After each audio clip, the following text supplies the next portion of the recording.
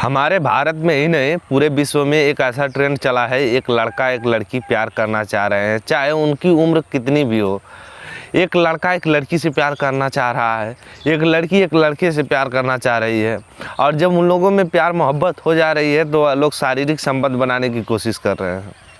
और शारीरिक संबंध वो लोग जब बना रहे हैं उसके बाद कुछ अजीब अजीब सी घटनाएं हो जा रही हैं। दोस्तों, इस कहानी में भी ऐसा ही होता है। एक 17 साल की लड़की अपने प्रेमी के साथ संबंध बनाती है, जो कि कई सारी वह पावर की गोलियां खा चुकी होती है।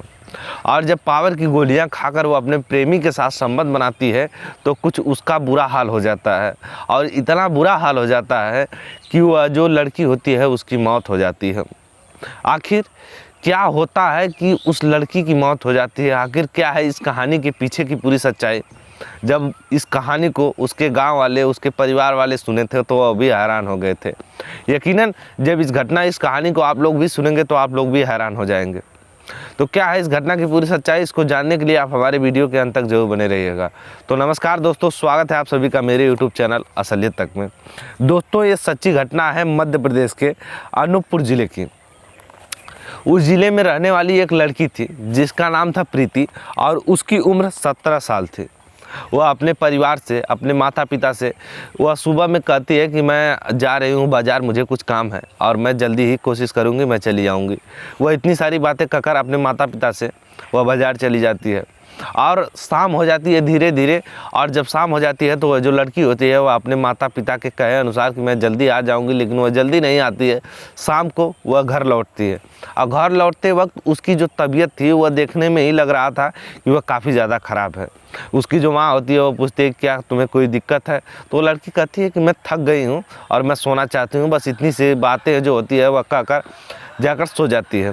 लेकिन कुछ देर बाद वह उठती है, उठने के बाद फिर बाथरूम में जाती है। वह लड़की होती है, उस लड़की का जो माँ होती है वह पूछती है कि बेटा आखिर तुम्हारे साथ ऐसा क्या हुआ है? मुझे लग रहा है तुम्हारी तबीयत बहुत ज़्यादा ख़राब है। फिर वह जो लड़की होती है वह बताती है कि मेरे ब्लीडिंग आ रही है। फिर उस लड़की की जो माँ होती है वो सोचती है कि हो सकता है गर्ल्स प्रॉब्लम सबको होती है, थोड़ा बहुत ब्लीडिंग आती है, उससे कोई दिक्कत नहीं है। लेकिन फिर कुछ घंटे बीतने के बाद जब वो लड़की फिर से बाथरूम जाती है, उसके जो कपड़े होते हैं वो सब ख़राब हो चुके होते हैं, खून से सने हुए होते हैं। तो फिर वो इस लड़की की माँ होती है और वह समझ जाती है कि इसके साथ कुछ ना कुछ हुआ है। फिर वह लड़की बाथरूम से जब निकल ही रही थी तो वह बाहर चक्कर खा जाती है और दीवार को पकड़ लेती है। तो आखिरकार उस लड़की की माँ उससे सख्ती से पूछने लगती है कि आखिर तुम्हें हुआ क्या है, तुम बता ही क्यों नहीं रही हो मुझे? तो वो जो लड़की होती है वो बताने लगती है। वह कहती है कि मेरा एक गांव में प्रेमी है जिसका नाम है यशवंत, मैं उससे मिलने के लिए गई थी। ना जाने कौन सी उसने मुझे दवा खिला दी थी, जिसकी वजह से मेरा भी अंदर से मन हो गया था संबंध बनाने के लिए। और जिसके बाद वह मुझे काफ़ी बुरे तरीके से मेरे साथ वह संबंध बनाया है, और वह यही हाल है कि आज इस टाइम मेरा ये ब्लीडिंग निकल रही है। फिर जो लड़की होती है उस लड़की इतना सारा कहानी अपने माँ को बताती है। फिर वह माँ क्या करती है, इस बात को पूरे घर में बताती है। रात का टाइम हो चुका था, पूरे घर में बताती है, घर में माता पिता सभी को बताती है। और बताने के बाद वह जो उसकी माँ होती है वह उसको बाहर ले जाने की कोशिश नहीं करती। वो सोचती है कि अगर मैं इस टाइम अपने लड़की को बाहर ले जाऊँगी तो सब काफ़ी लोग शक करेंगे, हॉस्पिटल में जाकर कई जवाब देना पड़ेगा। पहले मैं देखती हूँ घर ही जो दवाएं रखी हूँ, कुछ आयुर्वेदिक उपाय बताती हूँ, कुछ आयुर्वेदिक घर के घरेलू उपाय लगाती हूँ, हो सकता है ठीक हो जाए मेरी लड़की। वह कुछ दवाइयाँ रखी होती है, वह जो लड़की की माँ होती है वह खिलाती है प्रीति की माँ। ये खिलाने के बाद वह जो उसके कई कुछ पानियाँ भी पिलाती है, लेकिन उसका जो ब्लीडिंग होती है वह स्टार्ट ही रहती है, वो बंद नहीं होती है। फिर आखिरकार उस लड़की के जो माता पिता होते हैं, प्रीति के जो माता पिता होते हैं, वह प्रीति को उठाते हैं और नज़दीकी अस्पताल में लेकर जाते हैं।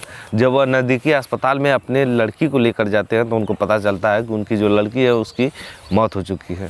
फिर उसके बाद एक अलग ही बवाल मचता है। वह नज़दीकी थाने में जाते हैं उस प्रीति के माता पिता, और वह अपनी बेटी के शव को सामने थाने के सामने रख कर लगते हैं बवाल करने के लिए, मेरे बेटी के साथ रेप हुआ है, मुझे इंसाफ चाहिए। प्रीति के माता पिता के द्वारा बताए गए उस लड़के पर मुकदमा दर्ज किया जाता है, रिपोर्ट दर्ज की जाती है, उसको तलाशने की कोशिश की जाती है, और वह जो लड़का होता है वह फरार हो चुका होता है। फिर पुलिस वाले जो कहते हैं कि पहले आप अपने बेटी का पोस्टमार्टम कराने के लिए बॉडी को सौंप दीजिए, उसके बाद जब पोस्टमार्टम होगा तो उसमें पता चल जाएगा कि आखिर हुआ क्या है। तो पोस्टमार्टम की जब रिपोर्ट आती है 2-3 दिन बाद, तो उस रिपोर्ट में पता चलता है कि ये जो लड़की थी, इसका प्राइवेट पार्ट जो था वो काफ़ी बुरी तरीके से डैमेज हो चुका था, इसके साथ बुरी तरीके से रेप किया गया था।